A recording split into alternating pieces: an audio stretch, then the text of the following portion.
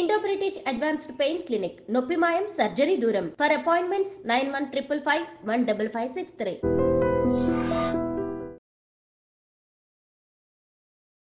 Welcome to iDream media. So కాలి పగులు సమస్య సో ఈ శీతాకాలంలో ఎక్కువగా వేధిస్తూ ఉంటుంది. ఇక కొందరిలో అయితే సీజన్ అని లేదు, ఎప్పటికీ కాలి పగులు ఉంటూనే ఉంటాయి. ఇక కొందరిలో బాగా హీట్ వల్ల వేసవి కాలంలో కూడా ఈ ప్రాబ్లం అనేది మనం చూస్తూ ఉంటాము.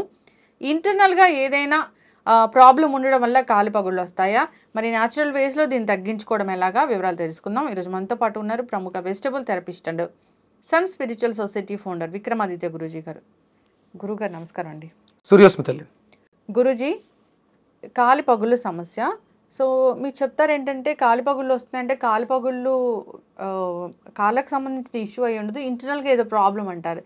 ఏ ప్రాబ్లం ఉంటే కాలి పగులు సమస్య వస్తుంది? అంటే ఇప్పుడు ఇలా ఈ కాలు పల్లె మీద ఎవరితోన్నా చేసావమ్మా? ఇంటర్నల్ ఏదన్నా ఎవరన్నా మాట్లాడారా, ఎవరన్నా చెప్పారా? అంటే ఇంటర్నల్ గా చెప్పలేదు, అది కాస్మెటిక్ ఇష్యూ లాగా అట్లా చెప్తారు. అదే పై పూతలు పైనే అంటే సమస్య కాలికి వచ్చింది కాబట్టి కాలినే చూస్తారు తప్ప ఇంటర్నల్గా. ఇది చర్మ వ్యవస్థ. చర్మం అక్కడ అంటే మనం అరిచేతుల్లోనూ అరికాళ్ళలోనూ సెన్సిటివ్గా ఉండేటువంటి ప్రాంతాలు, అందులో మందంగా ఉండే ప్రాంతం, అది దాని మీద దృష్టి పెడతాం అందరం కూడా. అంటే మొత్తం పూర్తిగా ఇది చర్మ వ్యవస్థ, అది అక్కడ బాగా ఎక్కువగా బాధిస్తూ ఉంటుంది. అంటే మనం చర్మ వ్యవస్థ అనగానే మన వీడియోస్లో మనం ఏం చెప్తాం? స్కిన్. ఎక్కడ స్కిన్ లేదు? కంట్లో ఉన్నది కూడా స్కిన్నే. ఇది స్కిన్, చెవులు, అలాగే హార్ట్ చుట్టూ కూడా ఒక చర్మం ఉంటుంది, లంగ్ చుట్టూ కూడా ఒక పల్చటి పొర ఉంటుంది, ప్రొటెక్షన్. ఇవన్నీ కూడా అంటే కొన్ని కణాలు దగ్గరికి కూడితే ఊపిరితిత్తు తయారైంది. ఇదంతా ఒక బ్యాగ్లో ఉంది, అది ఊపిరితిత్తు.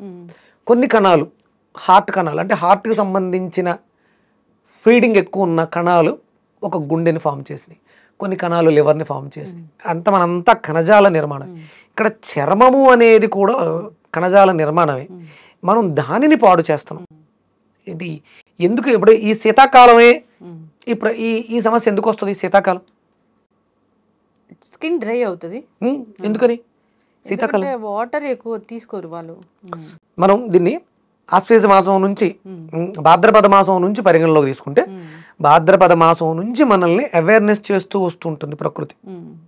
భాద్రపదం తర్వాత ఆశ్వేజం, ఆశ్వేజం తర్వాత కార్తీకం, ఇక్కడ పగులు ఎక్కువ అవుతాయి.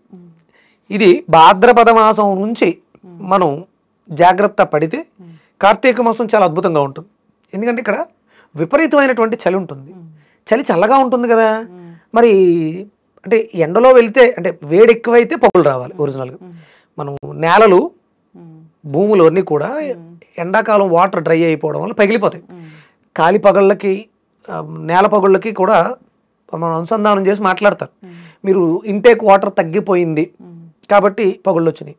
మరి అక్కడేమో ఎండాకాలం భూమి పగులుతుంది, శీతాకాలం భూమి ఏం పగలదు, ఎండాకాలం పగులుతుంది. అప్పుడు ఎండలు ఎక్కువ అవడంలో అంటే మన ఒంట్లో వేడి ఎక్కువ ఉంటే కాలు పగులు వస్తున్నాయి అనుకోవాలి. మరి శీతాకాలం చల్లగానే ఉంటుంది కదా, ఎందుకు పగులుతుంది? డిహైడ్రేషన్ అవుతుంది. ఎందుకని డిహైడ్రేట్ అవుతుంది? వాటర్ అసలు శీతాకాలం ఎక్కువ వాటర్ తీసుకోరు. చెప్పాలమ్మా. శీతాకాలం బయట చలి ఎక్కువగా ఉంటుంది, అందుకని బాడీలో టెంపరేచర్ ఎక్కువ పెంచుకుంటుంది. దీన్ని బ్యాలెన్స్ చేయడం కోసం శరీరం చేసే తపన వల్ల మన ఒంట్లో ఉన్నటువంటి వాటర్ డ్రై అయిపోతుంది. అంటే ఒరిజినల్గా వేసవిలో నీళ్ళు ఎక్కువ తాగాలి కాదు, శీతాకాలం నీళ్ళు ఎక్కువ తాగాలి. ఇక్కడ మనకి అంటే నేను నేర్చుకున్నటువంటి ఆయుర్వేద శాస్త్రం, లేకపోతే ఈ వెజిటబుల్ థెరపీ, నేను చేస్తున్నటువంటి ఆస్ట్రానమీ, గ్రహాలు, వీటి మీద అగస్త్య నక్షత్రం భూమికి దగ్గరగా వస్తున్నప్పుడు నీటిని తీసేసుకుంటుందంట. అంటే అగస్త్యుడు భూమి మీద ఉన్నటువంటి వాటర్ని మొత్తం తాగేసాడు ఆయన. అంటే దేవతలకి యజ్ఞాలు జరుగుతుంటే రాక్షసులు వచ్చి ఆ యజ్ఞాల్ని పాడు చేస్తుంటే వాడు వీళ్ళని చంపేద్దామని బయలుదేరితే వాళ్ళు వెళ్ళి సముద్రంలో దాక్కుంటారు. ఆ సముద్రంలో దాక్కుంటే మళ్ళీ విష్ణుమూర్తి దగ్గరికి వెళ్తారు. మనం వాళ్ళని రాక్షసుని సంహరిద్దాం అనుకుంటే వాళ్ళు సముద్ర గర్భంలో దాక్కున్నారు. వాళ్ళని ఎలా అంటే వెళ్ళి అగస్త్యుడిని వేడుకోండి అని చెప్పేసి అంటే అగస్త్యుడు మొత్తం సముద్ర జలాలను అంతా ఆపోసన బట్టి మొత్తం తాగేస్తాడు. ఆ మొత్తం తాగేస్తే అప్పుడు రాక్షసులు బయటపడితే వాళ్ళు రాక్షస సంహారం అయిపోయింది. అయిపోయిన తర్వాత అడుగుతారు మళ్ళీ వాటర్ను విడిచిపెట్టానంటే, తాగాను కదా జీర్ణం అయిపోయింది అంటాడు ఆయన. మరి ఏం చేయాలంటే అప్పుడు మళ్ళీ మనకి భగీరథ ప్రయత్నం ద్వారా గంగని కిందకి దింపడం జరిగింది. ఇది శాస్త్రం. అంటే శీతాకాలం మనకి దక్షిణం వైపు ఒక నక్షత్రం మిరుమిట్లు గొలుపుతూ ఉంటుంది. అదే అగస్త్య నక్షత్రం. అది భూమికి దగ్గరగా వస్తున్నప్పుడు భూమి మీద ఉండేటువంటి జలం అంతా కూడా లాగుకుంటూ ఉంటుంది, అంటే ఆవిరైపోతూ ఉంటుంది. మనలో కూడా మనం భోజనం చేసిన తర్వాత చిన్నపిల్లలకి గుర్తుండేటప్పుడు అనేవారు, జీర్ణం వాతాపి జీర్ణం అగస్త్యేశ్వర అని ఒక మంత్రం ఉంటుంది. అంటే దాని ముందు వెనకాల కూడా ఇంకా మంత్రాలు ఉంటాయి. అదొకటే గుర్తుపెట్టుకున్నాం మనం. అగస్త్యుడికి జీర్ణ వ్యవస్థకి సంబంధం ఉంది.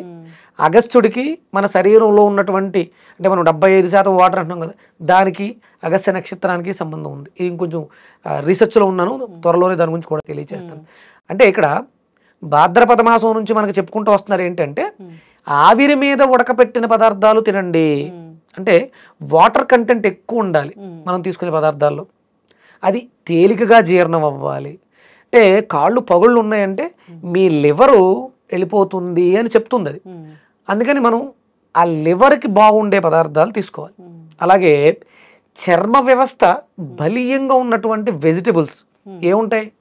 చర్మం మందంగా ఉన్నవి సొరకాయ, కాకరకాయలు, ఇంకా బీరకాయ, ఇంకా చర్మ వ్యవస్థకి నేనంటే కొంచెం సింపుల్గా ఉండేవి దొండకాయ, అలాగే అరటికాయ. అంటే బి కాంప్లెక్స్ ఫ్యామిలీలో B3 గురించి చెప్తారు, కానీ ఇక్కడ కాంబినేషన్ నేను చెప్తాను కొన్ని ఉంటాయి, అవి తీసుకోవాలి. నాకు మెడికల్ టర్మినాలజీ తెలియదు. చర్మం మందంగా ఉన్న పదార్థాలు మనం విరివిగా తీసుకుంటూ వెళ్ళడం ద్వారా ఈ సమస్య నుంచి బయటపడు. అంటే అవి తీసుకోవడం వల్ల మన లివర్ డిటాక్స్ అయి చర్మ వ్యవస్థను మెరుగుపరుస్తుంది. మనం విపరీతమైనటువంటి మసాలాలు, విపరీతమైనటువంటి మాంసాహారాలు, ప్రోటీన్ అధికంగా ఉండేవి, చాలామంది చెప్తారు ఇవి తగ్గాలంటే ఎగ్స్ బాగా తీసుకోండి, పోతారు ఎగ్స్ ఎక్కువ తింటే. మంచిది కావచ్చు, అది దేశవాళీ నాటుకోడి కూడా మంచిది కావచ్చు. ఇప్పుడు తింటున్నటువంటి ఫారం తీసుకోకూడదు కదా గురువుగారు. అసలు అంటే గుడ్డు తినకూడదమ్మా. అసలు మాంసాహారం, నాన్ వెజ్ ఇలాంటివి మన శరీరానికి మంచివి కాదు. ఓకే, అవసరమేమో మీరు చేస్తున్న పనిని బట్టి తీసుకుంటారు, మానేస్తారు, మీ ఇష్టం. అది తినడం అయితే శాస్త్రం నిషిద్ధం చెప్పింది. కాకపోతే ఇవి తినకపోతే ఇప్పుడు మీకు ప్రాబ్లమ్స్ వస్తాయి. ఇందులో భాద్రపద మాసం నుంచి మనకంటే బి కాంప్లెక్స్ ఫ్యామిలీని పెంచుకోవడానికి, విటమిన్ ఏని పెంచుకోవడానికి దొండకాయల దగ్గర నుంచి మునక్కాడ, బీరకాయ, పచ్చి కొబ్బరి. మళ్ళీ అంటే కొబ్బరి మంచిదే కదా అన్నా, కొబ్బరి నూనె గురించి మీరు మాట్లాడొద్దు. కొబ్బరి నూనె అనేది ఎండ్ ప్రోడక్ట్, కానీ కొబ్బరిలో ఇంకా చాలా పోషకాలు ఉంటాయి. అవన్నీ కావాలి మనకి. ఓన్లీ ఒక కొబ్బరి నూనె ఒకటే కాదు, కొబ్బరి నూనెలో ఉన్నది ఒకటే కాదు, మనకి అందులో డి విటమిన్ దొరకాలి. ఇవన్నీ కూడా ఈ combinations, vitamin A, B complex ఫ్యామిలీకి సంబంధించిన కొన్ని ఫ్యామిలీస్ మునక్కాడ, బీరకాయ, దొండకాయ, పచ్చి అరటికాయ, ఇవి విరివిగా తీసుకోవడం వల్ల మీ బాడీ మొత్తం డీటాక్స్ అయిపోద్ది. మన బాడీలో వ్యర్థాలు, వేస్టేజెస్ పెరిగిపోవడం వల్ల అక్కడ ఎక్స్పోజ్ చేస్తుంది, చూపిస్తుంది. సమస్య ఇది లోపల లివర్ మీకు ఎలా ఉంటుంది, పాడైపోతుందని మడమ చెప్తుంది. అది దాంతోపాటు లార్జ్ ఇంటెస్టైన్స్లో హీట్ ఎక్కువైపోయింది, అంటే మల విసర్జన సరిగా జరగట్లేదు. గట్ హెల్త్ని బాగు చేసుకోండి. తేలికగా జీర్ణం అయితే తేలికగా ఎలిమినేషన్ అవుతుంది.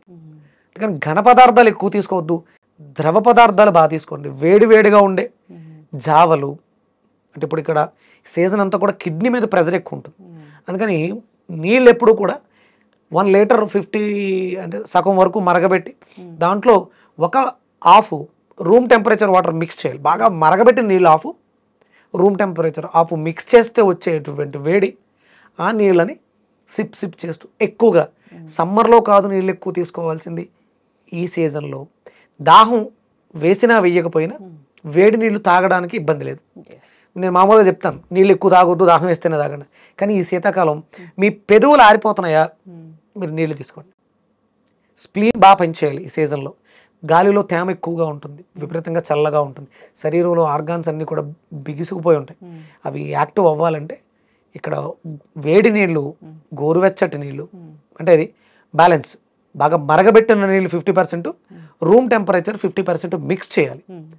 కంపల్సరీ అలా మిక్స్ చేయాలి. అంటే కాచి చల్లారబెట్టినవి పని చేయి. మళ్ళీ నీళ్ళు మరగబెట్టండి, ఓ 50% తీసుకోండి, 50% రూమ్ టెంపరేచర్ మిక్స్ చేయండి.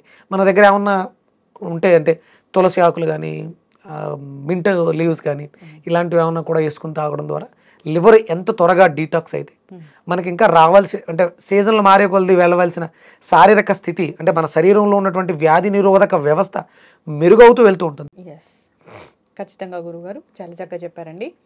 సో ఇంటర్నల్ ఆర్గాన్స్ బాగాలేకపోతే ఈ కాలిపగుళ్ళు వస్తాయి. ముందు శరీరాన్ని బాగు చేసుకోవాలి. సో కాలిపగుళ్ళకి చాలా మంచిది మన శరీరాన్ని స్కిన్ని బాగు చేసుకోవడానికి వెజిటబుల్స్ అని చాలా చక్కగా చెప్పారు.